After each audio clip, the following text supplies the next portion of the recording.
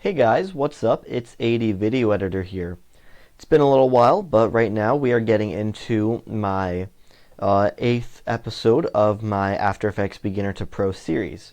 So in this video I'm going to cover masking in After Effects, and for those of you who are not aware of what masking is, it's a really unique tool to kind of isolate a specific section of a video clip. Like for example, let's say you're holding an apple, or there's an apple in the picture. If you just want to see the apple, you don't want to see the rest of the picture, you can put a mask around the apple and you'd only see that. And you'll kind of see what I mean as I get into this. So I'm going to do a little demonstration, and my video footage right now is just a little footage of Cubit Climb.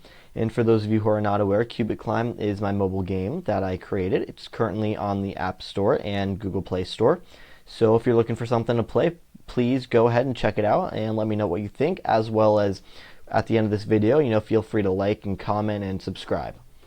Okay, so let's get right into it. So there are two ways to create a mask. One way is using the shape tool, as I demonstrated in my previous video on shapes in After Effects. And the other way is to use the pen tool. So I'm going to start off by using the pen tool first. So let's say you see I have this whole screen right here, and I just want to only see this level select button. Whoops. So what I'm going to do, I'm going to scroll in just so it can make that nice and big, and then I'm just going to click 4 points around this with the pen tool, and when I come to a complete cycle, you see that is my mask. Everything inside the mask is visible and everything outside is not visible. And so right now it's a little off, not exactly around my level select button. So I'm going to go ahead and go back to the selection tool, where I can simply click and drag my points so that they match up nicely around the button.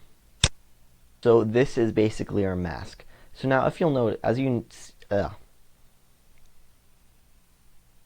okay, and so this is basically our mask. So if you notice, as I move along in the video, that will begin to change, because what is actually going on in the footage at the time is changing with it.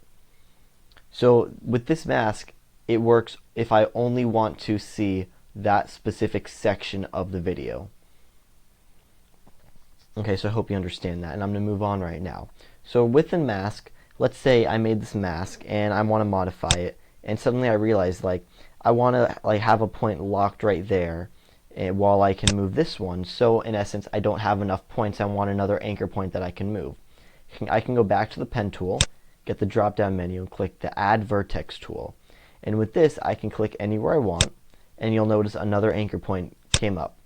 So now I'm going to go back to my selection tool, and when I move this, now that is locked in. But let's say something happened, you added that and you realize you don't want it. That's fine. We can go back to our menu, hit Delete Vertex tool, and click on that, and it's gone. Okay, so that's that. Now I'm going to move on to something different. So first I'm going to delete this mask. And the way you can do that is if you click the drop down menu down here in your timeline, you'll notice now you have this little mask drop down option. So I'm going to select my mask. Whoops, that's the color of the outline. We don't need to worry about that. Select my mask. I'm just going to hit delete. And now my mask is gone and we're back to the whole thing. So what I'm going to do is create a new solid. I'm going to make it blue, so Royal Blue Solid 1. That works just fine. And right now that's over my video. So I'm just going to get rid of it so I can see where I want to go. And what I have in mind is I want to put a mask over my player right here. And so instead of seeing whatever color or however my player looks, I want to see just the solid blue that I've created.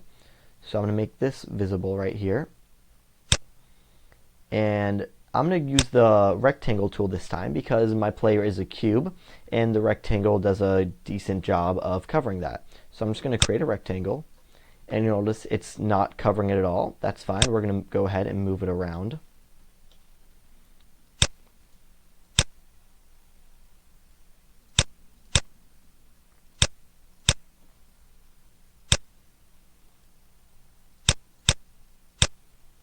Alright, so I'm going to drag my points to cover the cube.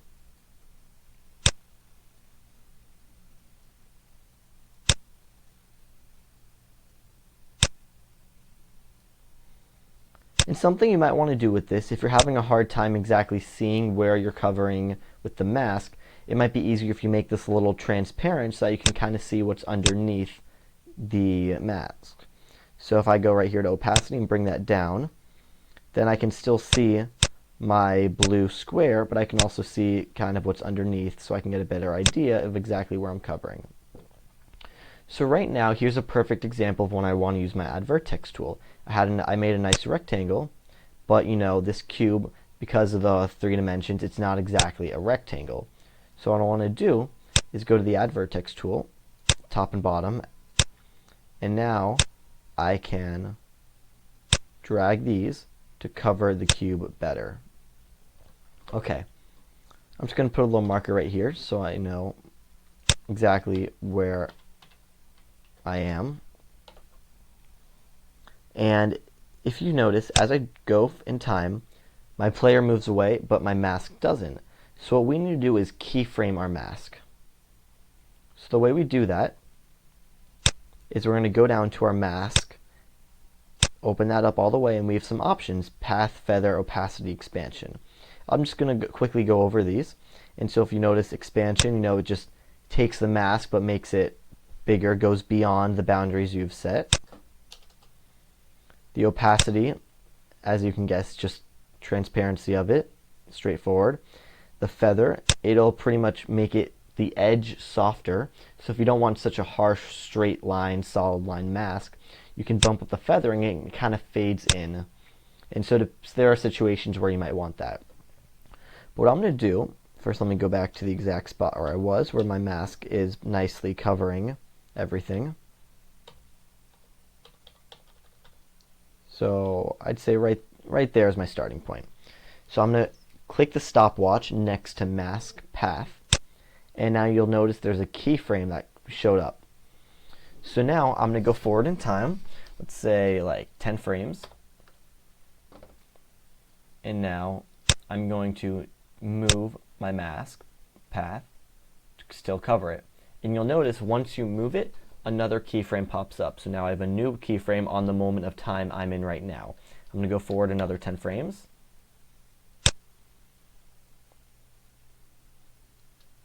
And another 10 frames.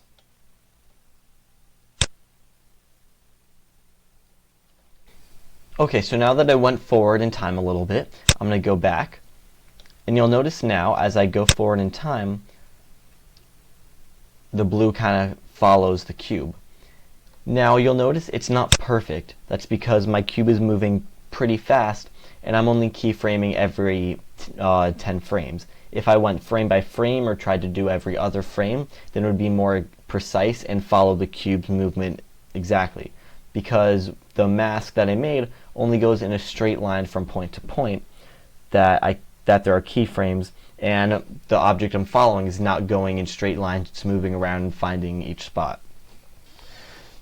So that's pretty much masking in After Effects. Now, masking is a very useful tool that you will use all the time.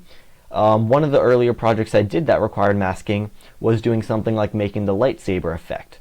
And for just a quick description of how that goes, like let's say you have like the base of the lightsaber, you can create a solid, and then you can mask it so that the bottom of the rectangle, let's say, like I have, like right here, right, like this would be the top of the thing you're holding, and that the rest of it would kind of be like the lightsaber coming out of it. Then as you move, the lightsaber would move, and it requires precise keyframing, pretty much frame by frame, so that it looks as real as possible. Well, I really hope you guys enjoyed this tutorial. Please remember to like, subscribe, comment, and please download Cubic Climb. It's a really fun game. And I will see you guys in the next tutorial.